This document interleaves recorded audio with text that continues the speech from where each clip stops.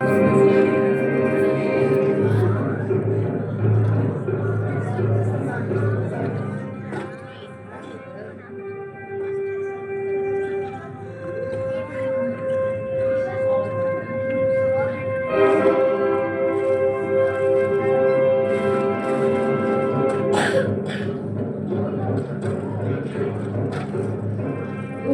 की नारंगी आभा के मध्यम होने के साथ ही आकाश में ये तारे दिखाई देने लगे। पहले तो केवल चमकीले और कुछ समय बाद वाह कितना खूबसूरत नजारा। आकाश में ये टिमटिमाते तारे मनुष्य को करते ही अपनी ओर आकर्षित करते हैं। आप बच्चे देखिए जान मुझे करे पश्चिम की ओर नजर डाले तो ये तारे दिखी नहीं रहा। देखो ना मुन्नी घुमा में दिखाई दे रहे हैं। यार यही है सप्तर्षि मंडल या ये तो मुझे पता है। अगर सप्तर्षि के इन दो तारों को जोड़ते हुए आगे की ओर बढ़े तो हम पहुंच जाएंगे उत्तरी आकाश के इस सामान्य से तारे तक, और यही है ध्रुव तारा, पोलैरिस या पोल स्टार। सप्तर्षि की पूंछ के इन तीन तारों को देखिए जो एक गोलाई में स्थित प्रतीत हो रहे हैं। इसी गोलाई में यदि आगे बढ़ा जाए तो मिलता है स्वाति या आर्क्टुरस। स्वाति भूतक या बुटिस तारामंडल का चमकदार तारा है। यदि इसी गोलाई में हम दक्षिण दिशा की ओर और आगे बढ़े तो हमें एक और चमकीला तारा का मिलेगा। ये है कन्या या वर्गो तारामंडल का भाग। अब सप्तर्षि से थोड़ा पश्चिम दिशा की ओर इन तारों को देखिए। ये तारे एक हंसिया या प्रश्न चिन्ह की आकृति बना रहे हैं। यही है सिंह राशि या लियो द लायन। इस तारामंडल का सबसे चमकीला तारा मघा या रेगुलस है। यहाँ जो दूसरा चमकीला पिंड दिखाई दे रहा है वो कोई तारा नहीं बल्कि एक ग्रह है, बृहस्पति या जुपिटर। इसके थोड़ा नीचे की ओर वो पिंड शुक्र या वीनस है। कुछ दिनों तक अगर इन पिंडों को ध्यान से देखा जाए तो हमें पता चलता है कि तारों की पृष्ठभूमि में ये अपना स्थान बदल रहे हैं। पहले ऐसा माना जाता था कि आकाशीय पिंड ही मनुष्य के जीवन की गतिविधियों को नियंत्रित करते हैं, लेकिन विज्ञान के विकास के साथ ही मनुष्य की सोच में भी प्रगति हुई और हम ये समझ पाए कि हमारे ब्रह्मांड में पृथ्वी की तरह और भी पिंड मौजूद है और इन्हीं पिंडों को ग्रह या प्लैनेट्स कहा गया। कई अंतरिक्ष यानों द्वारा इन ग्रहों का अन्वेषण किया गया। अमेरिकी अंतरिक्ष यान वॉयेजर 2 ने सबसे बाहरी गैसीय ग्रह नेपच्यून तक का दौरा किया है। 14 जुलाई 2015 में न्यू होराइजन अंतरिक्ष यान ने पिछले 10 वर्षों में 5 अरब किलोमीटर दूर का सफर तय करके सबसे दूर के वायु ग्रह प्लूटो को भी कुछ भाग सतह तक पहुंचकर इसे गर्म कर देता है, परंतु सतह से उत्सर्जित ऊष्मा को कार्बन डाइऑक्साइड का सघन वायुमंडल और सल्फ्यूरिक एसिड के बादल अंदर ही कैद कर लेते हैं।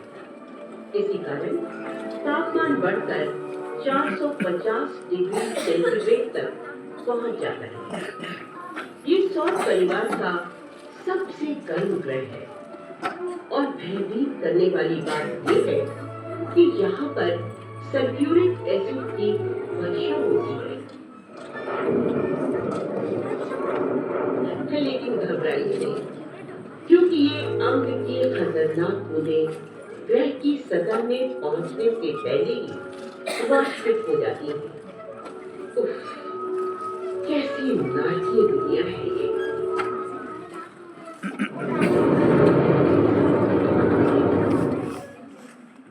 और वो है बुध, मरकरी या देवताओं का दूत, सौरमंडल का सबसे छोटा और अंदरूनी ग्रह।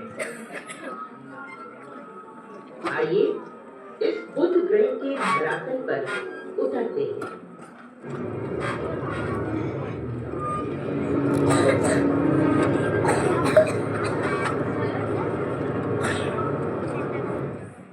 जरा इन गड्ढों को देखिए, हमारी चंद्रमा के समान एक निराली दुनिया। दिन के समय का तापमान उबलते पानी के तापमान का 4 गुना रहता है, लगभग 400 डिग्री सेंटीग्रेड, जिस पर सीसा भी पिघल जाए। परंतु रात्रि का तापमान गिरकर 0 से 180 डिग्री सेंटीग्रेड नीचे तक पहुंच जाता है। बहुत अधिक ठंड हमारे रेफ्रिजरेटर के फ्रीजर के तापमान से भी कम। और ऐसा इसलिए होता है क्योंकि वहाँ वायुमंडल नहीं है। सौर परिवार की एक आश्चर्यजनक दुनिया, एक ओर इतना गर्म, दूसरी ओर इतना ठंडा। बुध ग्रह के ध्रुवीय भाग, जहाँ पर सूर्य का प्रकाश नहीं पड़ता, वहाँ जली हुई अवस्था में शुद्ध जल मौजूद है, जो जीवन के लिए सहायक सिद्ध हो सकता है।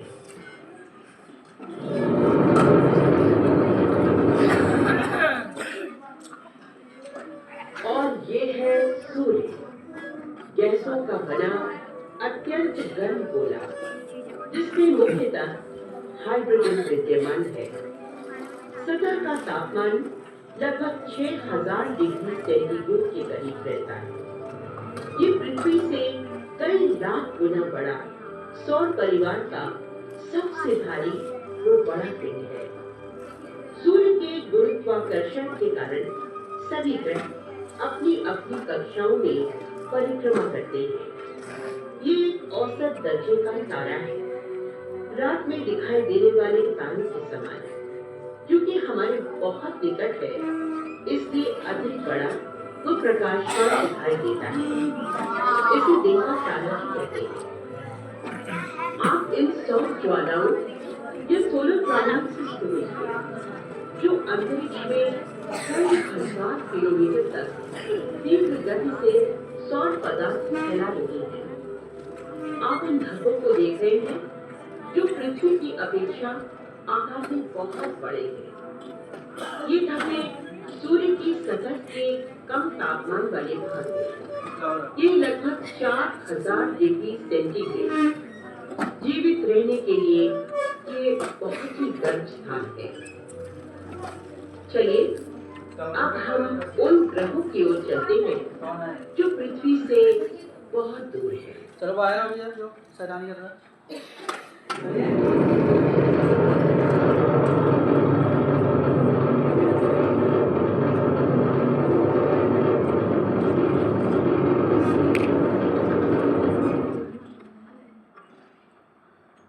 इस लाल मणि के समान पिंड को देखिए।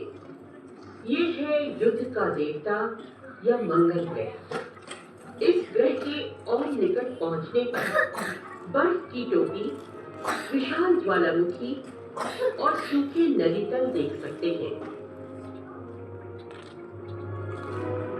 ये है ओलिम्पस मॉन्स, सौर परिवार का सबसे विशाल ज्वालामुखी। इसकी ऊंचाई माउंट एवरेस्ट से 3 गुना अधिक है।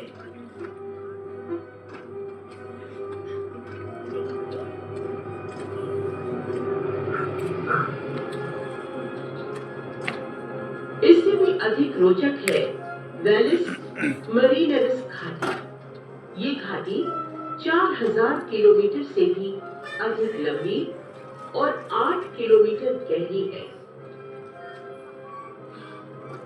वाह, मन को लुभाने वाला दृश्य। अंतरिक्ष यानों द्वारा मंगल पर बहुत सी नदियां और सहायक नदी तल खोजे गए हैं। पानी बहने से बने कटाव के भी पुख्ता सबूत मिलते हैं। पृथ्वी के समान मंगल की अक्ष भी झुकी हुई है। इस झुकाव के कारण ही मौसम में परिवर्तन आता है। ग्रीष्म ऋतु में अत्यधिक धूल भरे तूफान कई कई दिनों तक चलते रहते हैं।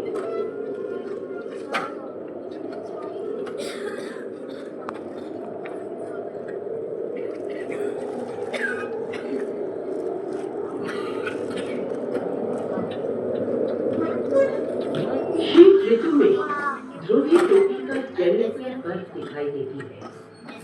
विरल कार्बन डाइऑक्साइड का वायुमंडल है यहाँ।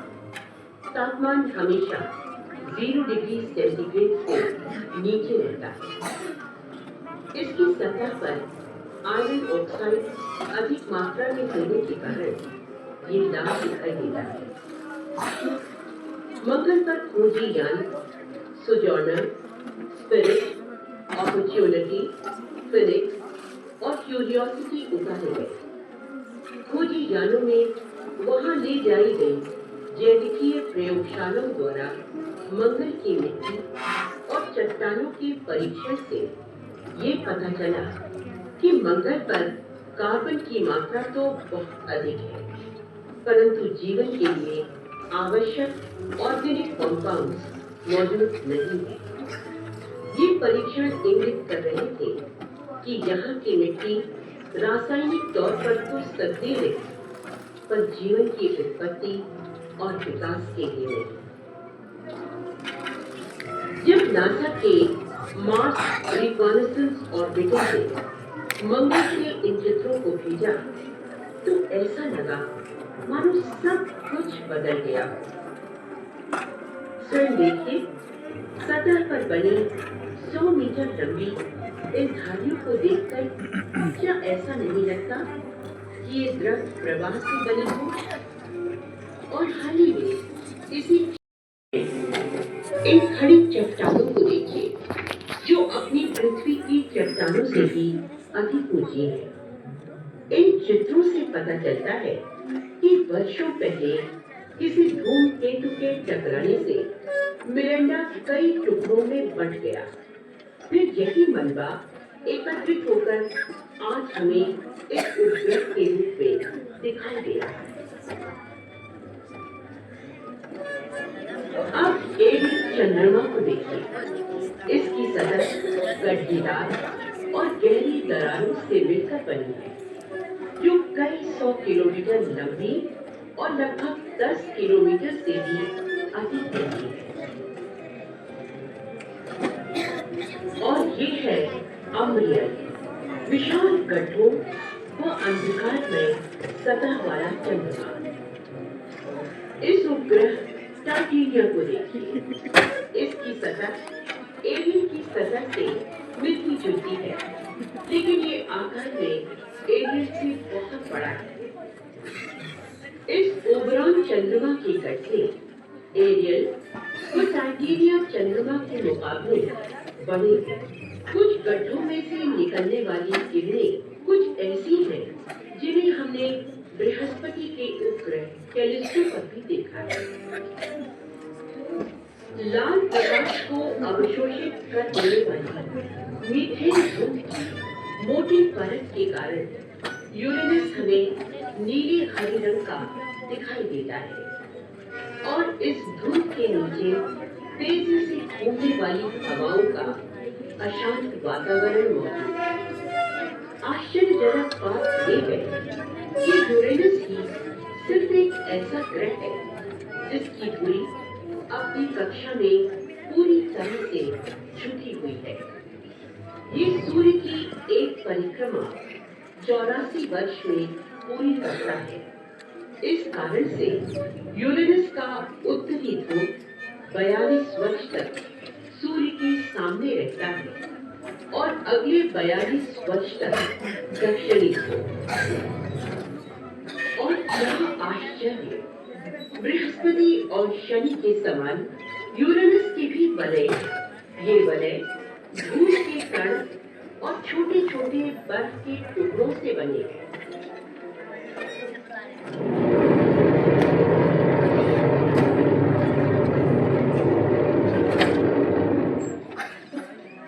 और ये है सौर परिवार का सबसे दूरस्थ ग्रह नेपच्यून।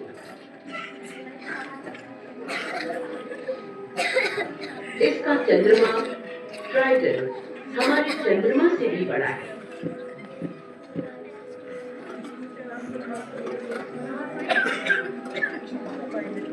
अरे इस झील को देखिए, इसकी व्यास लगभग 200 किलोमीटर है, लेकिन हम इसमें तैर नहीं सकते क्योंकि ये पूरी तरह से जमीन में है।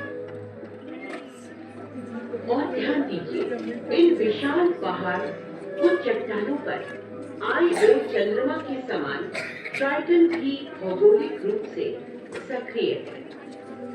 ट्राइटन की सतह से उत्सर्जित हो रहे नाइट्रोजन गैस से लिपटे धूल कणों के ये उबाल गाइजर है, जो सतह से 8 किलोमीटर ऊंचाई तक चले जाते हैं।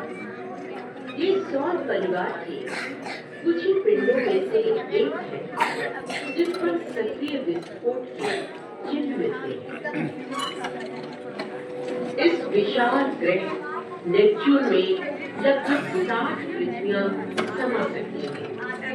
ये ग्रह मुख्य रूप से मीथेन का बना है, साथ ही इसमें हाइड्रोजन, कार्बन तथा नाइट्रोजन के दूसरे यौगिक भी मौजूद हैं। नेपच्यून के इस काले धब्बे को देखिए, ये ग्रह के वायुमंडल में चलने वाला तूफान, जो बृहस्पति के विशाल लाल धब्बे के समान है।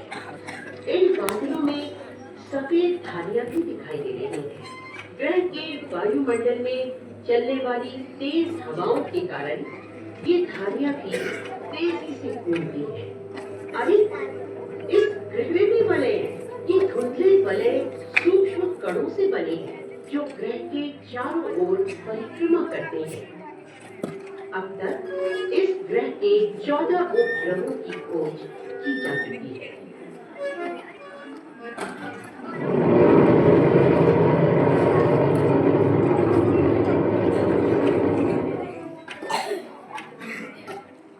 नेपच्यून से दूर मिलता है प्लूटो, जो अब बड़े ग्रहों की श्रेणी का सदस्य नहीं रहा।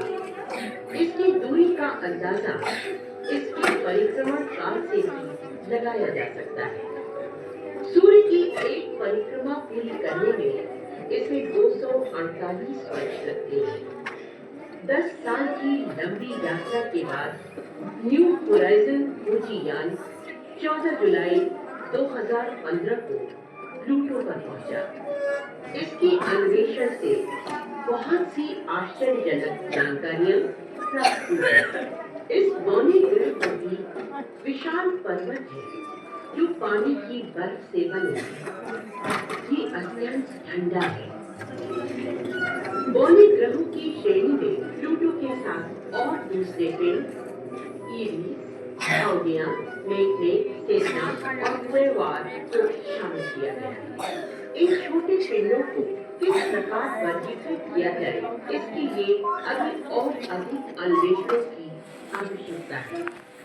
साथ ही इन विषयों पर वैज्ञानिकों की बहस अभी जारी है।